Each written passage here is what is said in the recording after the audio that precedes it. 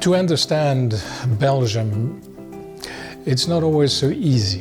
One of the things that I found difficult in raising support to come to Belgium is that many people don't understand from New Zealand the cultural background or the spiritual background of a country like Belgium. Europe has a Christian heritage, but also we always talk about Europe, and of course Belgium is part of it, as post-Christian era. You don't find this back home so often that basically the culture is Christian but non-believers. A very, very high percent of the Belgians don't believe in God anymore. They think it's old-fashioned. And when you look at the numbers, they are some of the most unreached people around. The evangelicals in Belgium are really only 1.4, 1.5%, and that's all the Christians. If you really take just the Belgians, you'd be around the 0.5% only. They are from the Netherlands or other countries immigrated here. So I don't know how many real indigenous Belgian people are actually Christians. I mean, there is numbers of less than 1% out there. Less than 1% of all Belgians are evangelical Christians. And if you compare that to the Muslim population in Belgium, which is around 6%, that is a huge shock for many people. And some of the cities like Brussels, they're way larger. You're talking there possibly 20-25%. We have 1 million Muslims in Belgium who are active. So they're more active in Belgium than Christians. There is a history of church, but it's been lost or perhaps was never properly understood. And if you look at Europe, I mean, that's really the story, that there's no clean slate.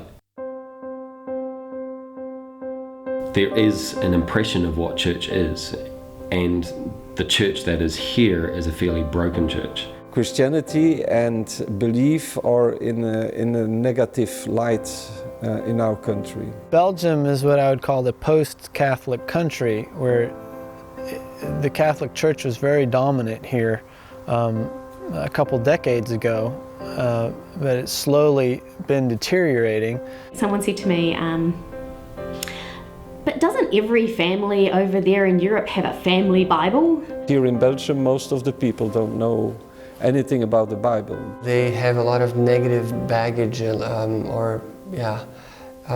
have prejudice against the church because of the past mistakes of the institutional church here in Belgium. In fact, the Catholic Church has done a very bad work here in our country with a lot of scandals and abuse and all these things. I don't say the Catholic Church is a horrible thing over the whole world, but this has so hindered the gospel here in Belgium. The church has been here so long and has such a checkered and dark history that there's so much distrust in the established church. Belgium is a country that needs Christ. You've got depression and suicide and family problems and all of these things. I think where it becomes kind of shocking is the level to which that's true. That, the level of depression here in Belgium is in the top 2 or 3 in the Western world. And the same with suicide rates. So you see the hopelessness and the despair of Belgium, and then so few Christians to give a witness to these people. So few Christian programs, like for teenagers or for drug addicts or for people who want to commit suicide or for people who want to have abortions or people who have emotional problems or people with marriage problems. People may turn their back to the church, but I think many people are still also spiritually very, very open for spirituality. And yet everything that they're looking, that people are looking at for answers are not giving them anything either. And I think Europe is characterized by this sense of what do we hope in. People are really starting to search and think, well, there must be more than just, well, what is there after life and what is the purpose of life? A lady down the road asked me the other day, brought up in the Catholic Church, gone through Sunday school, done her communion, all those sorts of things. And she was surprised that we believed that you actually lived after you died, that there was life after death, eternal life. People have a hard time imagining that a church life could be something that would really enrich their lives, personal lives or family lives. The heart of the outreach ministry is really about restoring hope to people. And it's a hope that's embedded not just into hoping for a future, but it's hoping for life right now. We probably have to do it all over again.